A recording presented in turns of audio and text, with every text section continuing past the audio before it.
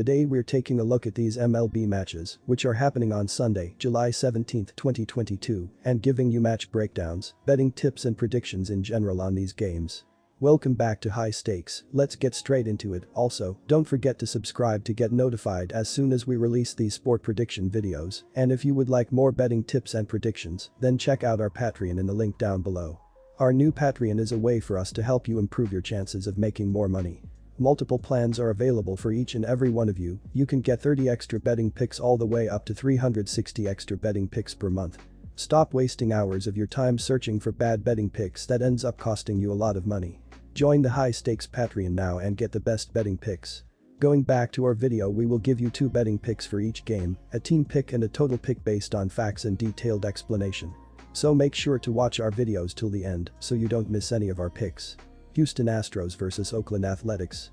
Our team pick is Chicago White Sox for the win. The Oakland Athletics play the third and final game of a 3-game series on the road Sunday against the Houston Astros.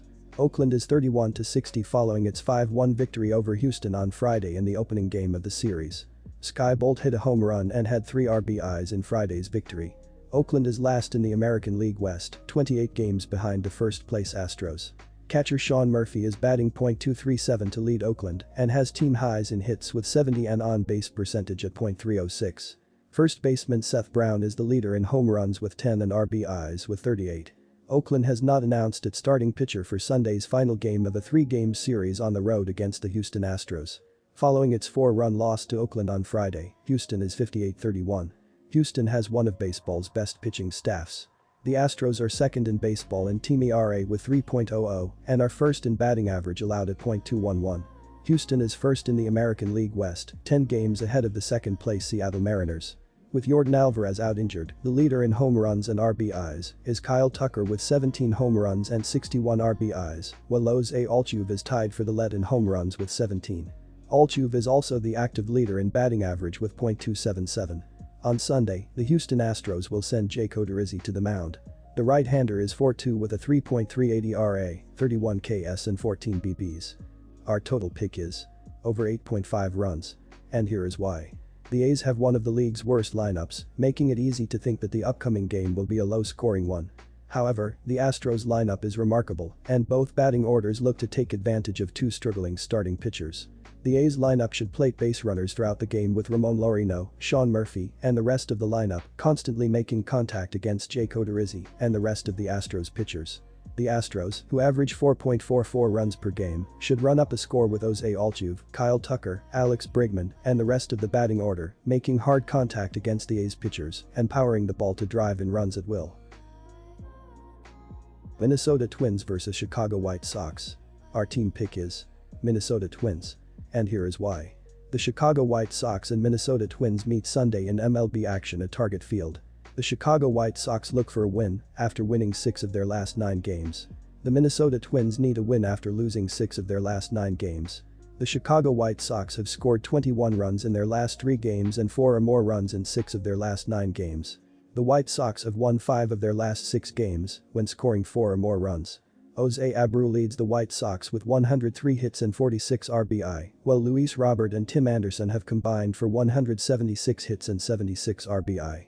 Dylan Cease gets the ball, and he is 8-4 with a 2.30 ERA and 142 strikeouts this season. Cease is 1-4 with a 7.64 ERA and 38 strikeouts in his career against the Twins. The Minnesota Twins have scored 10 runs in their last 3 games and 4 or more runs in 7 of their last 10 games. The Twins have won 6 of their last 9 games when scoring 4 or more runs. Luis Arias leads the Twins with 104 hits and 30 RBI, while Carlos Correa and Gio Urshela have combined for 149 hits and 69 RBI. Chris Archer gets the ball, and he is 2-3 with a 3.08 ERA and 47 strikeouts this season. Archer is 4-2 with a 4.27 ERA and 51 strikeouts in his career against the White Sox. You can make a case for either side here, as both pitchers are hot. Dylan Cease has allowed 12 hits and 2 runs in his last 16.2 innings, while Chris Archer has allowed 14 hits and 5 earned runs in his last 27 innings.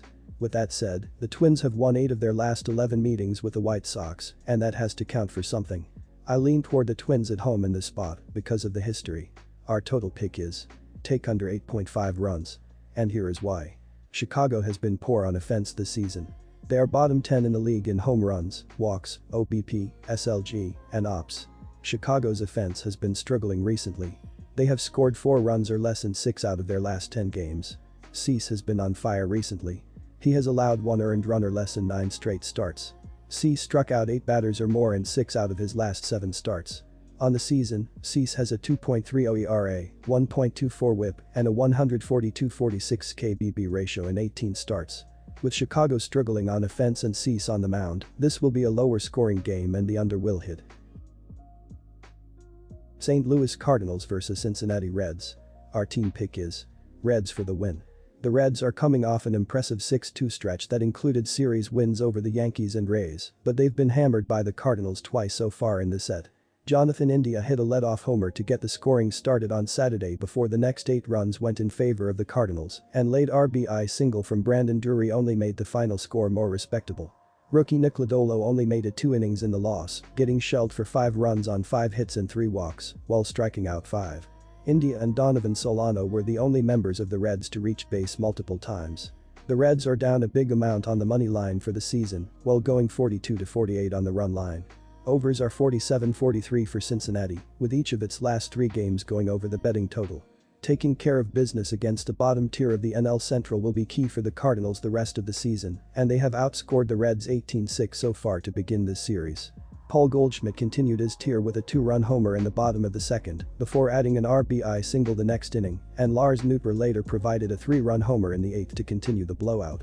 Miles McColl has earned the win with an outstanding 7 innings, allowing 1 run on 3 hits and 1 walk, while striking out 4. Goldschmidt and Tommy Edman both recorded multi-hit games to pace the offense. St. Louis moves into positive territory on the money line for the season with Saturday's win, while going 51-43 on the run line. Overs are 43-46 for the Cardinals, with 3 of their last 4 games going over the betting total. The Cardinals are a solidly above average offense at 4.52 runs per game on a .719 team ops. St. Louis has been a little stronger on the pitching side, ranking 9th with a 3.78 combined ERA including a mark of 3.53 from a strong bullpen. The Reds have played respectable baseball outside of an historically bad 3-22 start, especially during this last little stretch, when they've been competitive against playoff-bound teams. It's tough to trust Matz at this point, and Ashcraft has been solid enough to give the Reds a good chance to win here. Even before the injury, Matz was struggling with a 152 ERA 109 FIP as opponents have made a ton of hard contact against him. The overall numbers for this Reds offense might not look great, but this is a capable unit over the last few weeks, and getting healthier recently including having Stevenson return to the lineup against Tampa Bay, has been a crucial factor. Ashcraft has emerged as a solid enough pitcher as a rookie thanks to avoiding walks, while inducing a ton of soft contact. With the Cardinals sending such a shaky pitcher to the mound on Sunday, the Reds become worth a shot as an underdog. And for that game take the over with confidence. And here is why.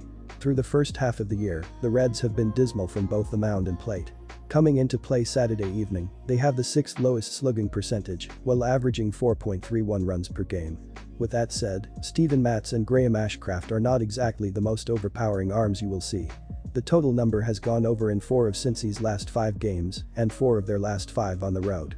In this final game before the break, I can see both teams swinging a hot bat and driving up at least 5 runs for each side. Matz was not exactly a world beater before going on the injured list, holding a 6.03 ERA, so the Reds can easily tag the lefty for some runs.